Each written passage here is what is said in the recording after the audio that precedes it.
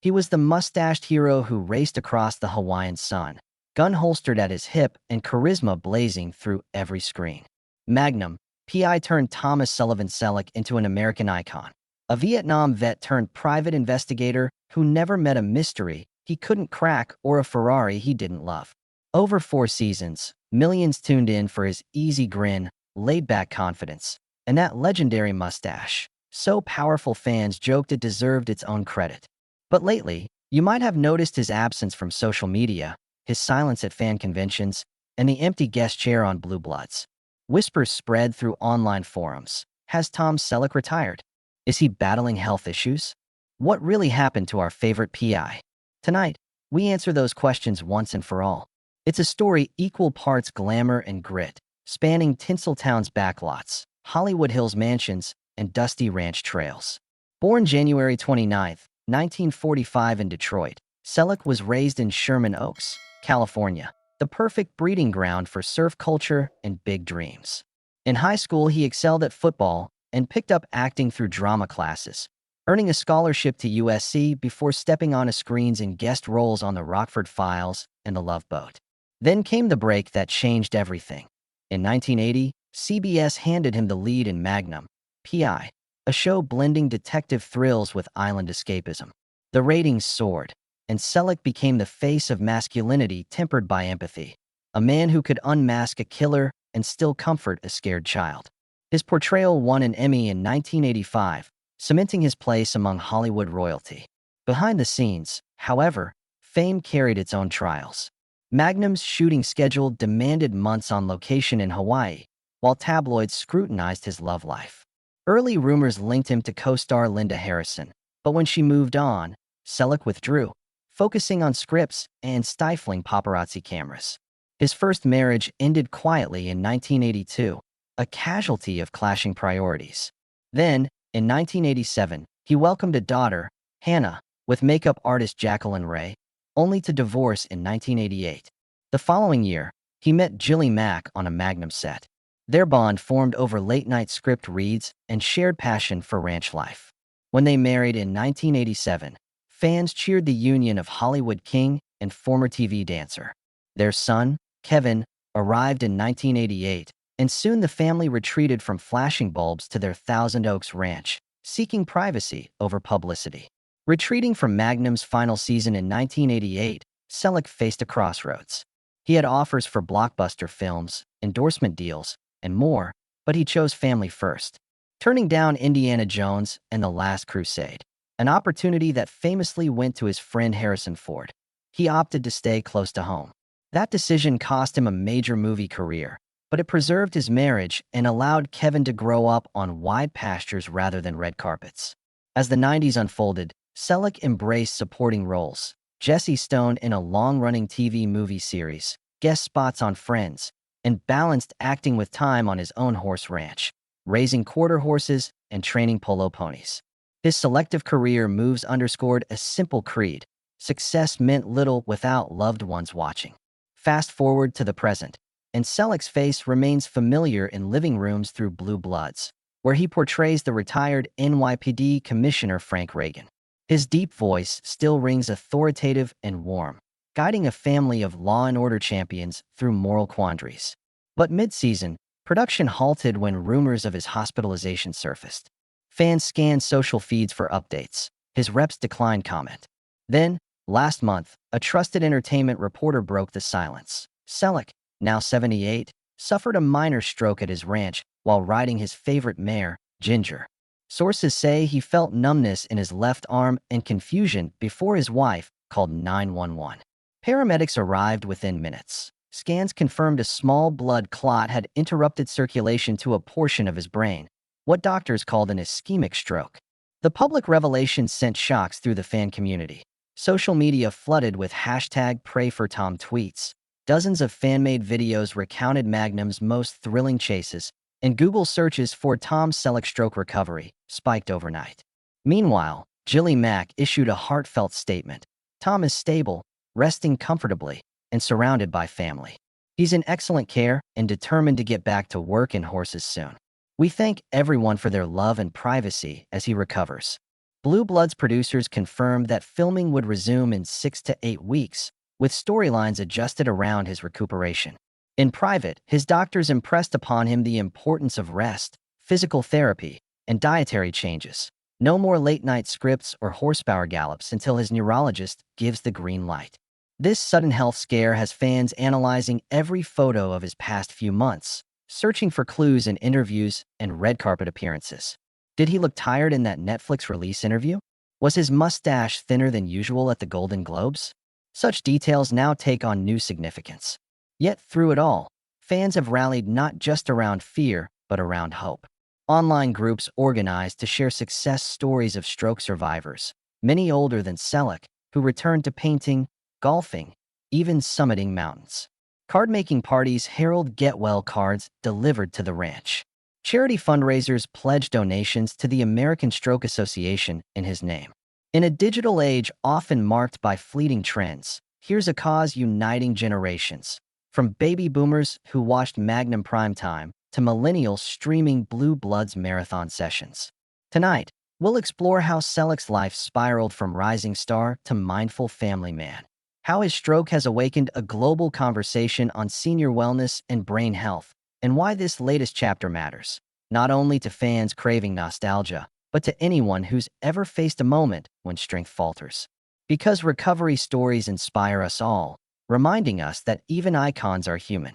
And when that rugged cowboy magnum-popping hero finds himself vulnerable, we lean in, ready to learn, to support, and to celebrate the power of resilience. He spent his mornings before dawn on that sprawling Thousand Oaks ranch, slipping into worn jeans and a weathered Stetson as he checked fences, fed grain to his quarter horses, and whispered gentle encouragement to each stallion.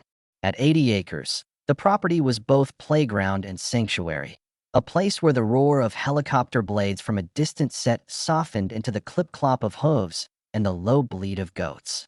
For Selleck, life here struck the perfect balance between Hollywood exigencies and the steady rhythms of ranch living. He'd traded red carpets for red barns, and in doing so discovered a deeper measure of success. The gratification of guiding colts through their first steps, of seeing vines flourish beneath his careful pruning, and of sharing quiet evenings with Jilly around a crackling fire pit under an expanse of stars.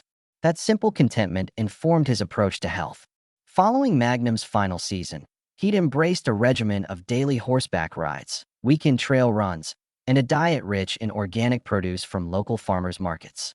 Lean proteins and salads drenched in olive oil replaced the fast food that once fueled marathon shooting schedules. He kept a small gym near the barn, complete with dumbbells, a pull-up bar, and a stationary bike, the latter often bearing a well-worn notebook where he scribbled episode notes for Blue Bloods during his cool-down. Friends who visited recalled a man more focused on tendon stretches and meditation than on movie deals, a shift that surprised few who knew his devotion to moderation. On that late summer afternoon when the stroke struck, Selleck was wrapping up a leisurely ride with Ginger, his trusted bay mare. He'd spent the morning brushing her coat and guiding her through an obstacle course he'd designed to test coordination and trust. At one point, he paused to adjust his helmet strap, reaching across the saddle with an ease born of years astride, then felt a sudden numbness in his fingertips. Muscles he depended on for balance and Rain's control went slack. Within seconds, he sensed disorientation, colors dimmed, and a dull ringing filled his ears. Fear flickered through him, but only for a moment. He had faced precarious moments on set, prop malfunctions, live pyrotechnics gone awry, but nothing felt quite like this, a betrayal from within. As he slid to the ground, locked into the stirrup, his world tilted. Jilly, returning from the barn, saw him fall and sprinted across the paddock, heart hammering. She found him on the dusty dirt, still helmeted and breathing fast, clutching his left shoulder as though bracing for impact. Her training as a dancer had taught her composure under pressure, and she immediately dialed 911, relaying precise details. Location off Hillcrest Road, a 60-year-old male with left-sided weakness and slurred speech. While waiting, she cradled him with a ferocity that belied her petite frame, whispering soothing words and instructing him to focus on her voice. He squeezed her hand in response, an affirmation that, even in distress, the Selleck spirit of calm resolve endured. Paramedics arrived within 8 minutes, their arrival marked by flashing lights that reflected off stirrups and horseshoes. They worked swiftly, checking vitals and administering oxygen, then loaded him onto a gurney. Throughout transport, he maintained partial consciousness, his characteristic wit flickering as he cracked a half-smile, saying, "Don't let the horses go hungry, darling." Jilly refused to leave his side until they wheeled him through the emergency doors at Ventura County Medical Center. There, a team of neurologists and ER physicians greeted them, immediately conducting a CT scan that revealed an ischemic stroke caused by a small clot lodging in the middle cerebral artery. The diagnosis brought both relief and urgency. Anticoagulant therapy commenced at once to dissolve the clot, followed by consultations about long-term prevention, lifestyle modifications, a tailored statin regimen, and physical therapy protocols designed to rebuild his motor functions. Doctors commended his overall fitness, noting that well-conditioned patients often recover more swiftly. Within 24 hours, he exhibited improved mobility in his right limbs, and his speech, once garbled, began to regain its trademark clarity. By day 3, he was able to complete a full sit-to-stand exercise with a physical therapist, a victory marked by audible cheers in the hallway and a discreet fist pump from Selleck himself. News of his progress galvanized fans worldwide. Blue Bloods producers issued a statement confirming that filming would pause for 6 weeks in solidarity, and veteran co-star Len Cariou sent a recorded message expressing gratitude for Selleck's strength. Social media exploded with supportive graphics, split images of Magnum and Frank Reagan with captions like, "From PI to Patient with Pride," and "Ride On, Tom," while stroke awareness organizations noted a surge in hotline calls and website traffic. Viewers over 40 logged in to learn about early warning signs. Younger audiences bookmarked pages on CPR and first response guidelines. In living rooms across the nation, families paused Sunday dinners to toast his resilience, a shared ritual that transformed ordinary evenings into collective acts of care. Back on the ranch, Jilly supervised a scaled-back operation. Caretakers maintained pasture routines while she monitored his therapy sessions, leveraging her network of actor friends to bring home-cooked meals rich in antioxidants and anti-inflammatory foods. They cleared bookshelves to make space for adaptive exercise equipment, a therapy bike with adjustable resistance, a set of resistance bands, and a balance board. Each piece symbolized not only recovery tools, but also renewed commitment to wellness that would shape the rest of his days. Selleck approached these adaptations with characteristic thoroughness, studying instruction manuals and logging his performance metrics, reps, sets, duration, much as he once logged script revisions. As he downloaded his first post-stroke script for Blue Bloods, resting on a bench by the barn, he pondered how this unwelcome intermission might influence his portrayal of Frank Reagan. Known for stoicism under pressure, Reagan would soon face storylines that mirrored Selleck's real-life challenges, coping with aging, confronting vulnerability, and finding purpose beyond one's career. Producers welcomed this authenticity, discussing ways to integrate his recovery journey into the character's arc with sensitivity and depth. Fans speculated online, eager to see the on-screen Reagan navigate episodes reflecting real heartache and triumph, certain that only Selleck could bring genuine gravitas to such a role. Through it all, he remained philosophical. In a brief thank you recorded for an online support group, he said, "I've spent my life solving mysteries on screen, but this time I'm learning from the greatest detective of all, my own body. And I intend to solve this one too." His words resonated as a beacon of hope, reminding us that even heroes become human and that courage manifests not only in galloping heroics, but also in the quiet work of healing step by step. He settled into a new kind of routine, one measured not in camera takes, but in measured repetitions. 20 heel-to-toe steps down a straight line, the weight shifting from right foot to left, the physical therapist's guiding voice gentle but insistent. Later, he lay on a padded mat, tracing letters of the alphabet in the air with his right arm to rebuild nerve pathways. Each movement was a victory and a reminder that recovery was neither dramatic nor instantaneous, but composed of thousands of small breakthroughs. He learned to celebrate the tremor-free seconds as much as the full extension, because every incremental gain brought him closer to reclaiming the life he loved on set and in saddle. In the privacy of his ranch home, he confronted an emotional terrain as challenging as any physical barrier. The pride that once fueled his confident stride now felt fragile in the face of dependency, needing assistance to rise from a chair, relying on family members to open jars or steady his hand. Yet he refused to surrender his sense of agency. Journals filled with optimistic graphs tracked his progress, from grip strength peaking at 10 pounds to balance improvements measured in seconds held on a wobble board. Evenings found him recounting each triumph to Jilly and his children via video calls, proof that courage, like fitness, grew strongest when shared. Meanwhile, at the Paramount lot, scripts for Blue Bloods lay open on desks, each page annotated with notes about sergeants and commissioners, but now footnoted with stories drawn from Selleck's real-life odyssey. Writers proposed an arc where Frank Reagan faces an unexpected health scare, forcing him to lean on his family's support in ways that mirrored Selleck's own rehabilitation. They envisioned scenes where Reagan struggles with simple tasks, pouring coffee, tying shoelaces, yet speaks with the same calm authority that defined the character. Producers believed this authentic vulnerability would resonate deeply with viewers who had followed Selleck's public updates, turning the show into more than procedural drama, but into a collective testament to resilience. Fans responded to news of this new storyline with passion. Online forums overflowed with speculation. Would Reagan recover on-screen at the same pace as Selleck himself? Could the show balance crime-busting action with quiet, heartfelt moments of character growth?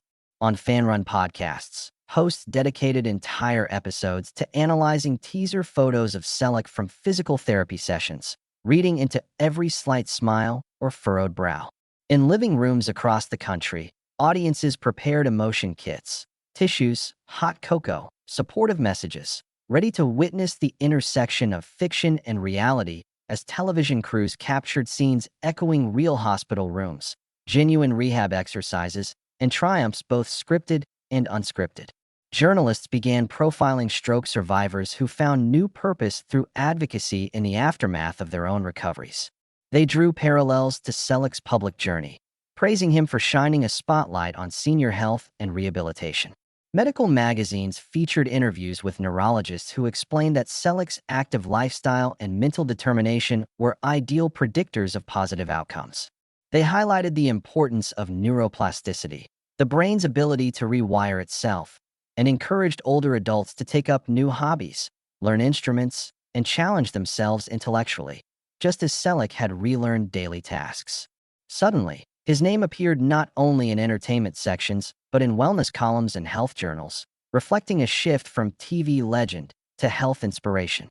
On the ranch, care took on creative forms. Technicians installed voice-activated doors for his stable, allowing him to open gates with spoken commands when his grip strength faltered.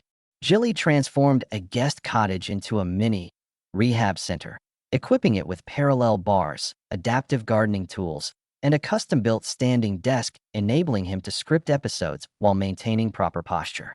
Polo ponies were kept at a distance until he regained enough core stability to mount and dismount safely, but gentle groundwork exercises, leading Ginger over cavaletti poles without straddling, kept his relationship with horses alive.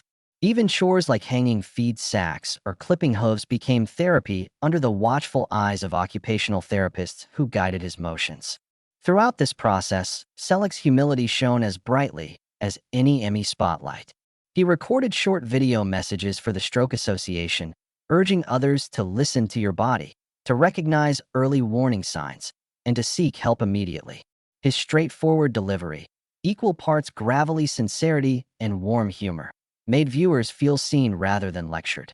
He described the isolation of hospital stays, the frustration of relearning simple self-care tasks, and the gratitude of small comforts.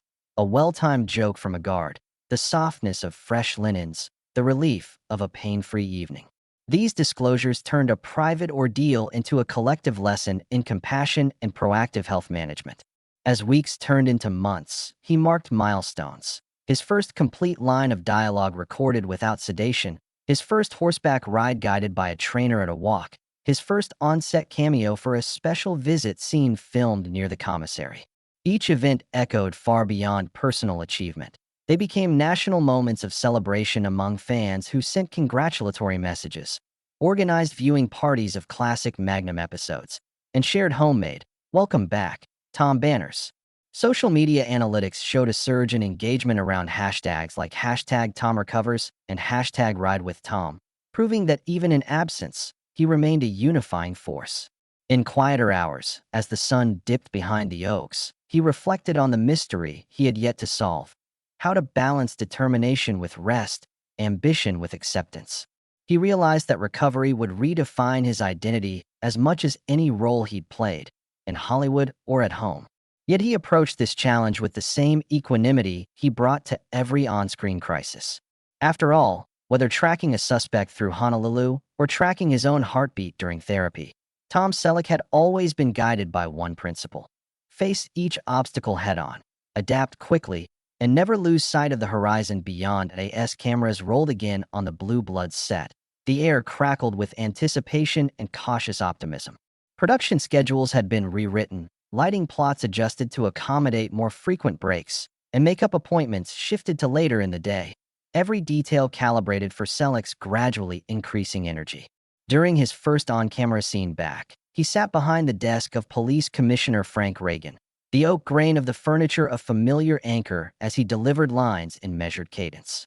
The writers had folded his real-life journey into Reagan's arc, in a storyline echoing Selleck's own recovery. Reagan returned to the precinct after a health scare, supported by his family and medical team, rediscovering purpose amid vulnerability. The synergy between actor and role lent each take a palpable authenticity, making viewers lean forward in their seats as they recognized the traces of Selleck's true grit beneath Reagan's steady, compassionate gaze. On set, his co-stars greeted him with warm applause and gentle hugs. Bridget Moynihan, who plays his daughter Erin, commented in an off-air moment, "Seeing Tom walk in again, after all we knew he'd been through, felt like witnessing a reunion of family."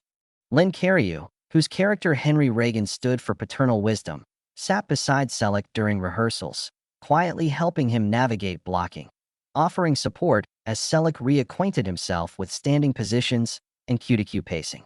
Between takes, producers played soft instrumental versions of the Magnum theme, a subtle nod to the hero's return.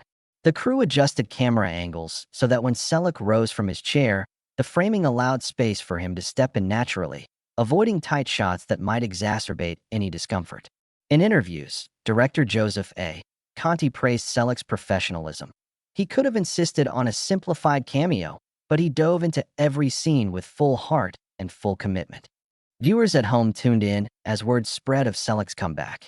Ratings for the premiere episode featuring his return spiked 22% over the previous week, a testament not only to nostalgia, but to the unique emotional investment fans held in his recovery. Online, social feeds brimmed with hashtags like hashtag Frank Comes Home, hashtag Reagan Returns, and hashtag Ride on Tom. Each post sharing screenshots of Selleck's first lines or behind-the-scenes glimpses of him consulting physical therapists between setups. Fan forums exploded with detailed breakdowns of his performance. Notice the slight hesitation before he leans forward. Realism shining through, one commenter wrote. Streaming platforms quickly flagged the episode as most anticipated, and daytime talk shows invited Selleck for virtual interviews, keen to explore both his personal journey and the creative decisions that wove fact into fiction. Beyond the cameras, Selleck's influence rippled across public health initiatives. The American Stroke Association partnered with CBS for an on-air public service announcement featuring Selleck himself, filmed in a simple, warmly lit ranch setting. Wearing jeans and a soft cardigan, he spoke directly to viewers. If you feel sudden numbness, confusion, or trouble speaking, don't wait. Call 911 immediately. Every second counts. That message aired during Blue Bloods commercial breaks and on social channels, amplifying stroke awareness. Meanwhile, local hospitals in Thousand Oaks hosted Ride On Tom community events where survivors and caregivers gathered for light horseback therapy sessions, an homage to Selleck's own background and a symbolic embrace of the healing power of animals. Proceeds from silent auctions of Selleck's signed hats and scripts funded scholarships for physical therapy students, extending his recovery journey into educational legacies. At home on the ranch, life settled into a new normal. Morning chores resumed under Jilly's watchful eye. Selleck helped feed horses, but he began each task seated at the stable fence to minimize strain. By midday, he'd moved to adaptive gardening work, planting seasonal vegetables with long-handled tools and seated planters that preserved his posture. Evenings featured family dinners under string lights, where Hannah and Kevin updated their father on their own milestones, college classes, acting auditions, or local theater gigs. These gatherings became part celebration, part casual therapy, reinforcing bonds and reminding Selleck what he'd been missing during recovery. In conversation, he often paused to reflect aloud. Every steak on this grill tastes sweeter when you've nearly lost the strength to light the fire. Selleck's professional advisors charted long-term strategies for his career beyond Blue Bloods. Offers for cameo appearances and guest roles trickled back. Representative agencies talked about possible voiceover projects, memoir collaborations, and motivational speaking tours. But Selleck remained discerning, choosing opportunities that aligned with his new priorities: advocacy, family, and personal wellness. He agreed to narrate a documentary on senior athletes in equestrian sports and to host a live-stream fundraiser for rural health clinics. In each case, his involvement prioritized purpose over publicity, a guiding principle refined by his brush with mortality. As the season progressed, Frank Reagan's storyline wove themes of resilience, empathy, and legacy, mirroring the larger narrative surrounding Selleck himself. In a climactic mid-season finale, Reagan led his team through a high-stakes hostage rescue. Then, in a private moment, visited the precinct's gym for a supervised workout, lingering over a stationary bike as the montage cut to footage of Selleck during therapy. The sequence closed with Reagan looking in the mirror, aged lines softening into a determined smile, underscored by the tagline, "Every hero's greatest victory is the one within." Critics hailed the episode as the most moving hour in the series' history and a testament to television's power when life and art converge. Through it all, Selleck's journey has become a beacon, a story of a beloved star who faced life's fragility, embraced vulnerability, and emerged stronger. His return to Blue Police Lights signals more than a character comeback. It marks an era in entertainment where authenticity elevates drama and personal trials become shared narratives. As the credits roll, audiences don't simply applaud the conclusion of another crime story. They honor the living proof that courage, compassion, and community can ride beside us through every twist in the road. Tom Selleck's journey illustrates how a single individual's resilience can ripple outward, transforming not only personal circumstances, but also shaping broader cultural narratives around health, aging, and community engagement. While he once embodied the gallant investigator on tropical shores, he now navigates the terrain of recovery with equivalent courage, modeling a path for anyone facing similar challenges. In communities from Thousand Oaks to Toronto, supporters wear his iconic mustache logo at charity breakfasts and senior center exercise classes, symbolizing a shared pact to prioritize well-being over persona. The stroke that once threatened to derail his life has become, in the public eye, a canvas on which charts of progress and hope are drawn daily. Philanthropic endeavors coalesced around his story have raised millions for neurological research. Annual auctions of Selleck-owned memorabilia, Ferrari models from the Magnum era, original script pages signed by cast members, and even Ginger's first saddle, are streamed live, with bidding windows animated by on-screen tickers showing donations surpassing previous records. Hospitals across California report increased inquiries about post-stroke support groups following these events. Insurance companies have likewise introduced new programs aimed at seniors, offering premium discounts for policyholders who undergo regular health screenings, thanks to advocacy spurred by Selleck's high-profile case. Television itself has evolved. Blue Blood's narrative structure now features a multi-episode arc on senior health, drawing from consultations with professionals who treated Selleck. Viewers witness Frank Reagan hosting community wellness fairs, evaluating grant requests for rehabilitation clinics, and mentoring interns interested in medical law. These stories have spurred similar segments in daytime talk shows, news magazines, and podcasts exploring elder care, caregiving challenges, and intergenerational support. Academic conferences on media and health report a surge in papers examining how Selleck's public journey exemplifies celebrity-enabled health communication, bridging the gap between entertainment and advocacy. Beyond screens and stages, everyday individuals find inspiration in his steadfast determination. The Ride On, Tom movement has led to the establishment of more than 20 equine-assisted therapy centers nationwide, where veterans and stroke survivors alike learn horseback riding as a means of physical rehabilitation. These centers often display photographs of Selleck and Ginger greeting beneficiaries who take their first strides in the saddle. Testimonials poured in.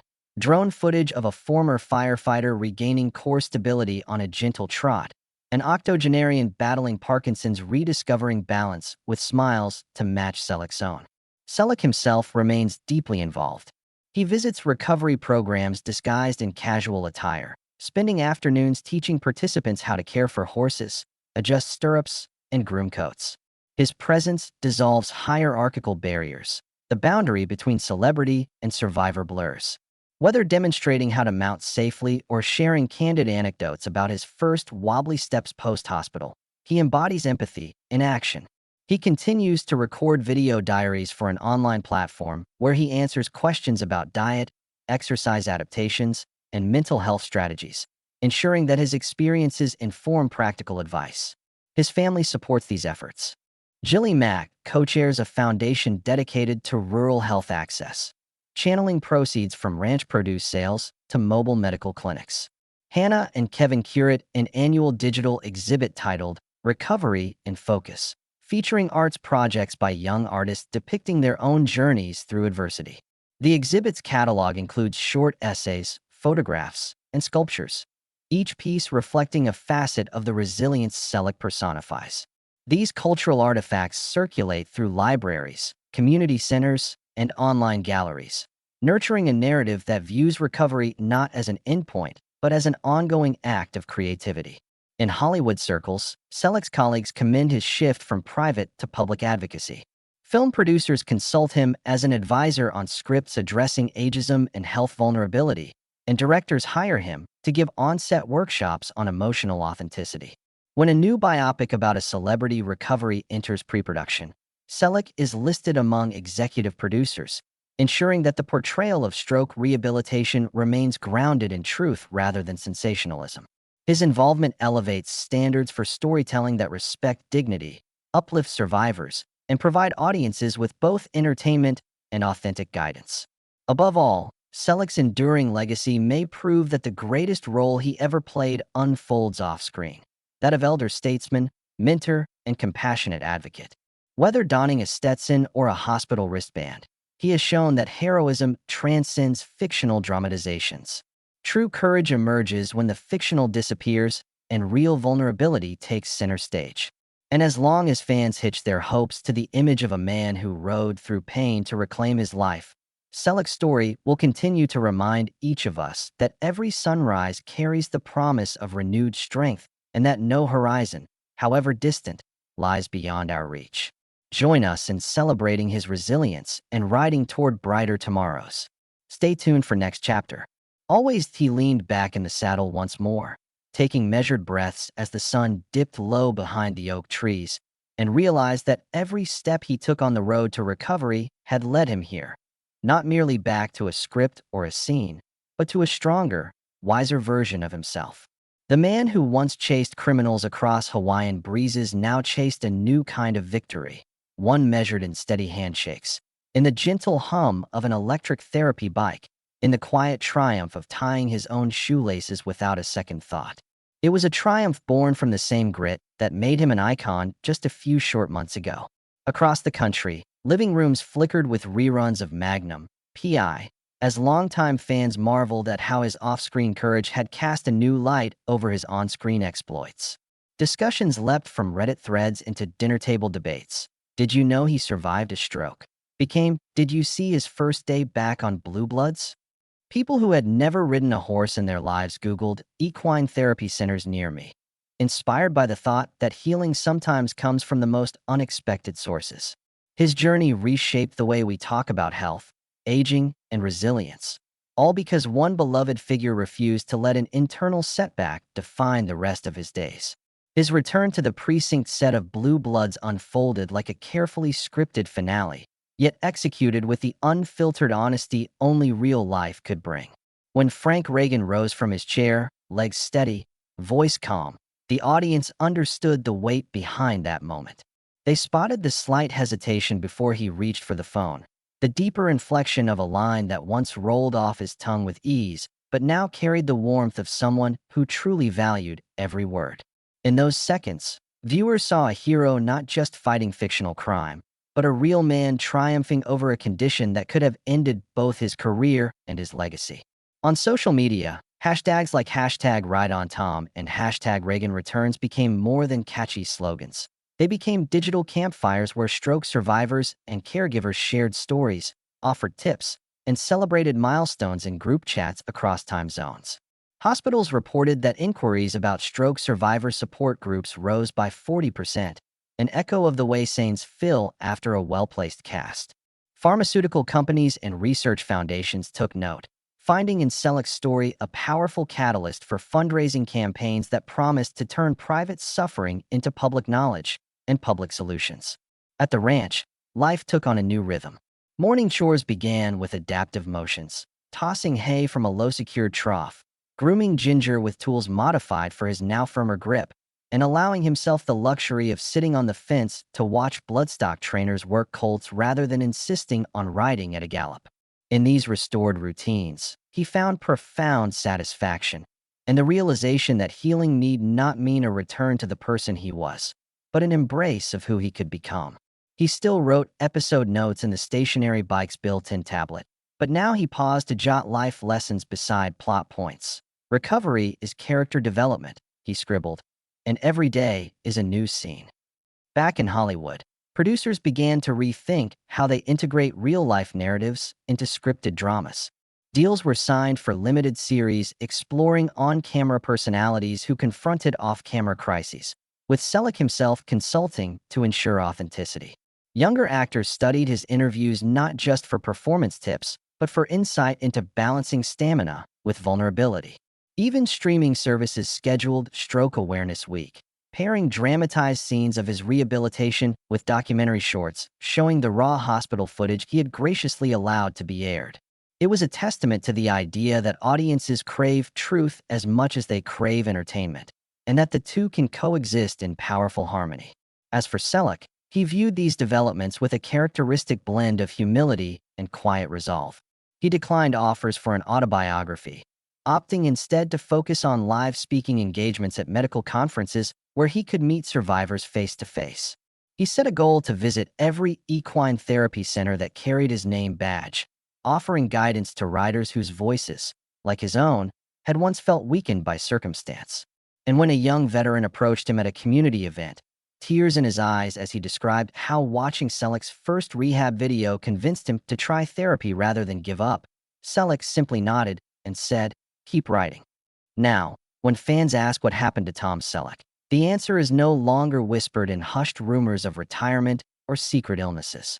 Instead, they hear the story of a man who faced his own frailty, who confronted it with determination, and who emerged not only back on screen, but forward into a broader purpose. His mustache still curls with its signature confidence. His gaze still carries that blend of empathy and authority, but beneath it all lies a deeper layer of authenticity. It's the kind of authentic storytelling that transcends the boundary between scripted drama and lived experience, reminding us that the greatest roles we ever play might happen off camera. So if you ever wonder whether your favorite actor can withstand the tests of time and health, remember Tom Selleck's journey. Let it remind you that the greatest mysteries aren't the ones solved by a fictional detective, but the ones we unravel within ourselves. Our capacity for resilience, our readiness to ask for help, and our ability to transform personal battles into collective inspiration. Because in the end, it's not just about what happened to Tom Selleck. It's about what he did next, and how that next chapter continues to guide all of us through our own stories of struggle, hope, and unforeseen comebacks.